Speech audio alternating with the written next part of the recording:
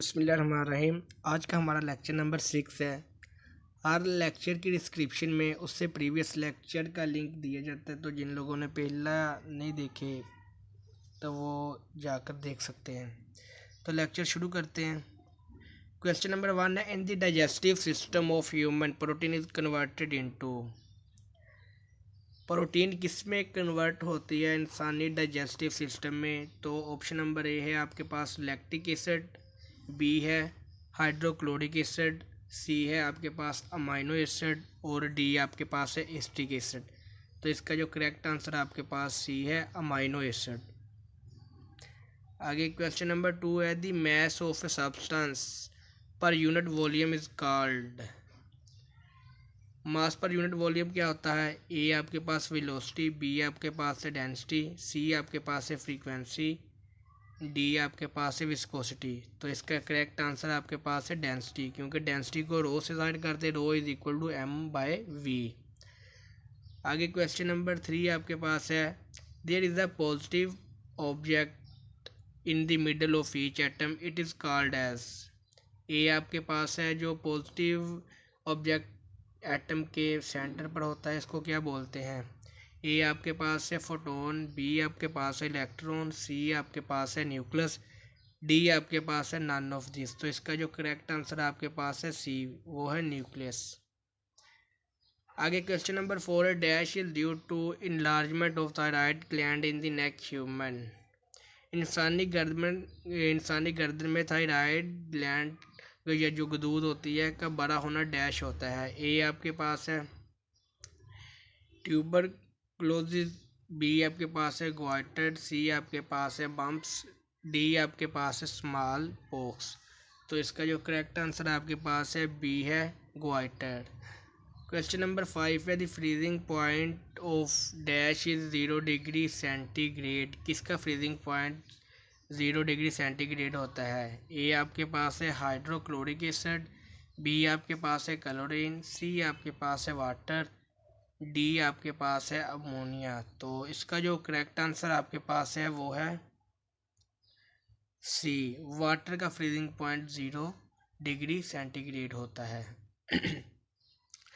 आगे question number आपके पास 6 है, the specific heat of gas at constant volume is. यकसा हुजम में किसी गैस की हरारत का मखसूसा होता है। ए आपके पास है greater than specific heat at constant pressure, B आपके पास है not related to the specific heat at constant pressure, C आपके पास है equal to specific heat at constant pressure, D आपके पास है less than specific heat at constant pressure. तो इसका जो करेक्ट आंसर है वो है D, less than specific heat at constant pressure. आगे क्वेश्चन नंबर 7 है, which of the following Pakistani scientist was awarded the Nobel prize for physics. Physics में पाकिस्तान का वो कौन सा साइंसदान था जिसको नोबेल प्राइज दिया गया? ए आपके पास है जो क्वेश्चन नंबर 6 है उसका आंसर डी है। तो question number 7 doctor Abdul Qadeer Khan, B आपके पास डॉक्टर समर, सी आपके पास है प्रोफेसर मुज्तबा करीम, डी आपके पास है प्रोफेसर अब्दुल सलाम सॉरी। तो इसका जो करेक्ट आंसर आपके पास है वो है doctor Abdul Salam. Physics is one of the branch of physics किसकी शाख है? लाइफ साइंसेज की, बी आपके पास है फिजिकल साइंसेज, सी आपके पास है बायोलॉजिकल साइंसेज की, डी आपके पास सोशल साइंस की। तो इसका जो करेक्ट आंसर आपके पास है वो है बी, फिजिकल साइंसेज की एक शाख फिजिक्स है। तो क्वेश्चन नंबर 9 है आपके पास, unit vector can be obtained by dividing a vector. Unit vector को हम किस तरह लिख सकते हैं? Unit vector can be obtained, unit vector असल वेक्टर को डाई से तकसीम करने पर हासिल होता है। किसके साथ? A its direction only, B आपके पास its magnitude and direction, C आपके पास है इट्स मैग्नीट्यूड, डी है एनी नंबर। तो इसका जो करेक्ट आंसर आपके पास है इट्स मैग्नीट्यूड। मैग्नीट्यूड के साथ डिवाइड करेंगे फिर आपके पास यूनिट वेक्टर आएगा। क्वेश्चन नंबर 10 है, the body moving with constant velocity में बी इन इक्विलिब्रियम। जो बॉडी कांस्टेंट वेलोसिटी से मूव करती है वो किस कंडीशन में होती है? ए आपके पास इक्विलिब्रियम एट रेस्ट या रेस्ट पे होती है, सी चेंजिंग इन मैग्नीट्यूड, डी आपके पास है चेंजिंग इन डायरेक्शन। तो इसका करेक्ट आंसर आपके पास है in equilibrium, answer number A. आगे क्वेश्चन नंबर 11 है acceleration of a bodies of different masses allowed to freely fall free is. दो मुख्तलिफ कीमयाती के इकसाम जो कि ऊपर से नीचे गिर रहा है का असरा होता है। ए वेरिएबल, बी सेम, सी है डिफरेंट फॉर डिफरेंट बॉडीज और डी है डिफरेंट फॉर डिफरेंट हाइट्स। तो इसका करेक्ट आंसर आपके पास है बी सेम होती है। जो भी बॉडी चाहे जो दो मासेस है मुख्तलिफ जो फ्री फॉल मूव कर उनकी एक्सेलरेशन बिल्कुल सेम होगी। आगे question number 12 when Newton first law of motion is also known as. ये तो बड़ा सिंपल सा है, इसका आंसर न्यूटन फर्स्ट लॉ को और क्या बोलते हैं, लॉ ऑफ इनर्शिया। इसका जो करेक्ट आंसर आपके पास है वो है law of inertia, answer number C. ये तो सिंपल सा है क्वेश्चन। आगे क्वेश्चन नंबर 13 है body of mass 2 kg is lifted to the first floor at height of 10 metre. कह रहा है कि बॉडी है जिसका मास 2 kg है, is lifted to the first floor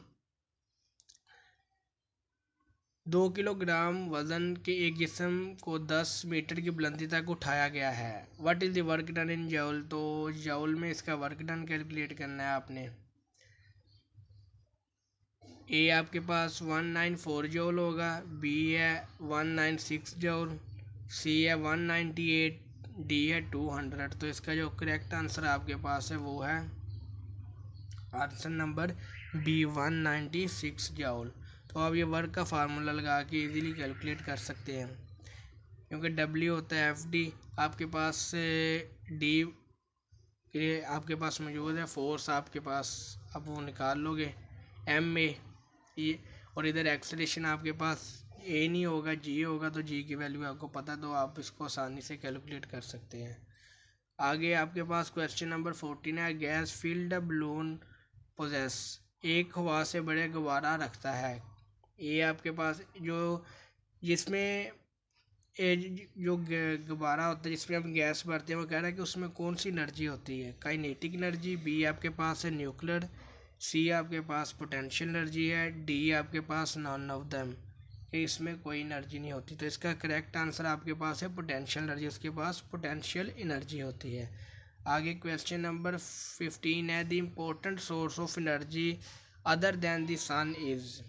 कह रहा है कि सूरज के बाद सबसे अहम जरिया हरारत का कौन सा है। ए आपके पास है न्यूक्लियर एनर्जी, बी आपके पास हीट एनर्जी, सी है इलेक्ट्रिकल एनर्जी और डी है विंड एनर्जी। तो इसका जो करेक्ट आंसर आपके पास है वो है न्यूक्लियर एनर्जी। क्वेश्चन नंबर 16 है which one of the following property of wave is not found in both sound waves and radio waves. वो कौन सी खसूसियत है वेव की जो ना तो साउंड वेव में पाई जाती है और ना रेडियो वेव में। ए आपके पास है इंटरफेरेंस, बी है डायफ्रैक्शन, सी है रिफ्रैक्शन, डी है पोलराइजेशन। तो इसका जो करेक्ट आंसर आपके पास है वो है डी पोलराइजेशन। आगे क्वेश्चन नंबर 17 है distance between two consecutive node is. दो कंसेक्टिव नोड के दरमियान फासले को बोलते हैं, वेवलेंथ बोलते हैं। ये तो सिंपल सा क्वेश्चन है, तो इसका जो करेक्ट आंसर आपके पास है वो है कंसेक्टिव नोड लैम्डा बाय ए आपके पास है लैम्डा बाय 2, बी आपके पास है लैम्डा बाय 4, सी आपके पास है लैम्डा, डी आपके पास है 2 लैम्डा। तो इसका जो करेक्ट आंसर है वो है 2 लैम्डा बाय 2। उसके बाद इसका क्वेश्चन नंबर 18 है to obtain parallel rays from the head light of a car it must be fitted with. Car की अगली बत्तियों से मुतवाज़ी शुआएं के खराज के लिए इसमें डैश इस्तेमाल होता है। कौन सा मतलब कि मिरर इस्तेमाल होता है जो कार की फ्रंट लाइट के आगे लगा होता है। ए आपके पास है कन्वेक्स मिरर, बी आपके पास है कॉनकेव मिरर, सी आपके पास है कन्वेक्स लेंस, डी आपके पास है नन ऑफ दिस। तो इसका जो करेक्ट आंसर आपके पास है वो है बी, वो कनकेव मिरर लगा होता है। आगे क्वेश्चन नंबर 19 है the power of concave lens is. A आपके पास है रियल, बी है वर्चुअल होती है, इसकी कॉनकेव लेंस की पावर पॉजिटिव या नेगेटिव। तो इसका जो करेक्ट आंसर है आपके पास वो है डी, इसकी जो कॉनकेव लेंस की पावर वो हमेशा नेगेटिव होती है। आगे क्वेश्चन नंबर 20 है pressure of gas depends on. आपको पता है कि प्रेशर का formula P is equal to F over A. तो ये सारी सी बात है, फोर्स पर यूनिट एरिया होता है, तो किस पर डिपेंड करेगा। ए आपके पास only the molecular speed, B है only the speed of molecule in unit volume, only the mass of molecule, D आपके पास है number of molecule in a unit volume, mass, speed of the molecule. तो इसका correct answer आपके पास है D, number of molecule in unit mass, in unit volume, mass, speed पर depend करेगा। आगे क्वेश्चन नंबर 21 है if the pressure is increase the melting point of ice. अगर प्रेशर को इंक्रीज किया जाए तो आइस का मेल्टिंग पॉइंट क्या होगा, डिक्रीज होगा, इंक्रीज होगा, रिमेन अनचेंज या नन ऑफ दिस। तो इसका जो करेक्ट आंसर है आपके पास डिक्रीज होगा। अगर आप प्रेशर को इंक्रीज करेंगे तो आइस का मेल्टिंग पॉइंट डिक्रीज हो जाएगा। आगे क्वेश्चन नंबर 22 है something which flows from hot to cold body is known as. ये तो आपको पता है कि हॉट बॉडी से कोल्ड बॉडी कौन सी चीज़ फ्लो करती है, तो वो है आपके पास हीट। इसका करेक्ट आंसर ये है। अब कह रहा है कि 1 coulomb is equal to, 1 coulomb charge किसके इक्वल होता है, 3 multiply by 10 raise power 10 ESU, 3 multiply by 10 raise power 9, 3 multiply by 10 raise power -9, 3 multiply by 10 raise power 4।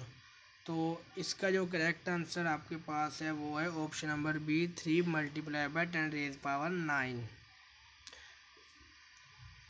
आगे है question number 24 to convert a galvanometer into ammeter we can not use. Galvanometer को ammeter में convert करने के लिए हम क्या इस्तेमाल नहीं कर सकते। Option number A small resistance in series with galvanometer, B है high resistance in series with galvanometer, C है आपके पास small resistance in parallel with galvanometer, D आपके पास है shunt of zero resistance in parallel with galvanometer. तो इसका जो करेक्ट आंसर आपके पास है C, small resistance in parallel with galvanometer हम नहीं यूज़ कर सकते। आगे है question number 25 the relationship between Q and I is given by. तो ये आपको पता है कि आई जो करंट होता है वो आपके पास I is equal to Q by T होता है, तो क्यू आपके पास किसके इक्वल होगा, आई बाय टी के इक्वल। तो ये इसका जो आंसर है ऑप्शन नंबर डी। तो इस एमसीक्यूज़ के साथ आज का लेक्चर इख्तिताम को पहुंचा।